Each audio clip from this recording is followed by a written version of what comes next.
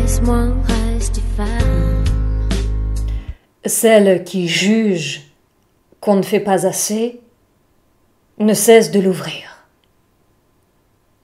Et celle qui juge qu'on en fait trop hésite à fermer la boîte de Pandore qui contient tous les vices, du caprice des vieux jusqu'au caprice des dieux, de celui que tout le monde peut incriminer à celui que personne ne peut incriminer, du plus anodin au plus dangereux. J'appelle harcèlement le fait de soumettre quelqu'un à des pressions répétées jusqu'à ce qu'il cède ou consente à vous céder son intégrité, son intimité, sa liberté. Mais là aussi, il y a 50 nuances, degrés ou de force qu'on ne peut pas passer sous silence, sous peine d'offenser la saine intelligence.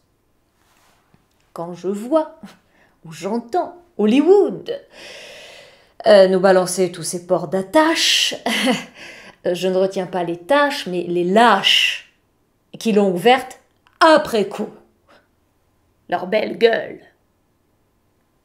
Trop tard. À toutes ces stars qui dénoncent leurs assaillants après avoir réussi leur carrière et qui attendent souvent la fin de leur long métrage pour apporter l'outrage ou alpaguer l'alpagueur. C'est d'une malhonnêteté absolue d'en vouloir au couteau qui vous a permis de couper le beurre. Les abus doivent être dénoncés avant et pas après avoir assuré ses arrières pour que les lamentations ne soient pas lamentables et aussi déplorables que la manipulation. Les femmes qui font aujourd'hui la une des journaux ne sont pas en train, hélas, d'enrayer le harcèlement, mais de le rendre marchand, payant, voire gagnant. Entendons-nous bien. Nul n'a l'intention de condamner ou de blâmer le petit dragueur qui achève son périple par une bague au doigt, ni celui qui vous court assidûment après parce qu'il se voit plus beau qu'il ne l'est. On ne stigmatise pas non plus le harcèlement verbal, quotidien, banal, qui ne relève d'aucun tribunal, mais seulement de la dialectique, de l'attraction et de la répulsion entre sexes opposés. Ce qui doit impérativement cesser, c'est l'abus du pouvoir de celui qui se croit tout permis, jusqu'à vous obliger à glisser dans son lit sous peine de vous déclasser ou vous chasser de son entreprise chérie. Mais là aussi, la dialectique est bien connue, celle du maître et de l'esclave, celle de la lutte des classes, qui exige votre résistance absolue. Il ne faut pas céder un pouce si vous ne voulez pas passer pour la putain respectueuse de la sacro-sainte hiérarchie. Balance ton porc n'est malheureusement pas le bon ressort pour mettre un terme à cette guerre des sexes et des textes.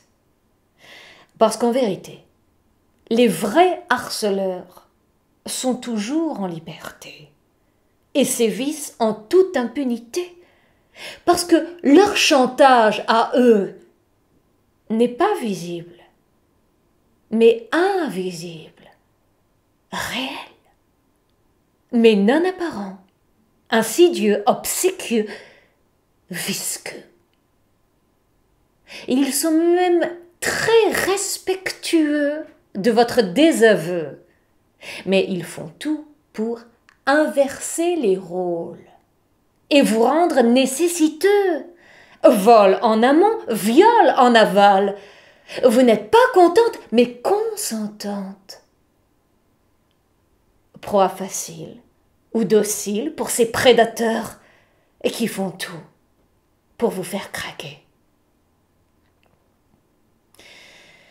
C'est le harcèlement du stratège qui ne vous oblige pas à glisser dans son lit, mais qui fait tout pour que vous soyez obligé de le faire.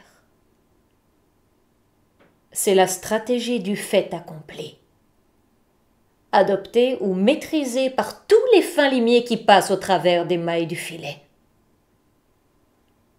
Et ce ne sont pas de petits voyous, mais de grands escrocs qui n'ont rien à craindre.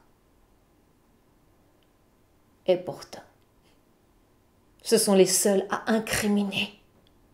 Les manipulateurs sexuels ou textuels qui ne vous forcent pas physiquement, mais vous pressent moralement, jusqu'à vous pomper tout votre jus, puis jeter l'écorce. Ce sont des voyous en col blanc, qui vous saignent à blanc, sans jamais être inquiétés pour autant. Et tout est faux chez eux. La classe, le respect, la grâce ne sont que des ingrédients pour faire sur vous main basse, vous asservir ou vous infliger le pire. Mais laisse-moi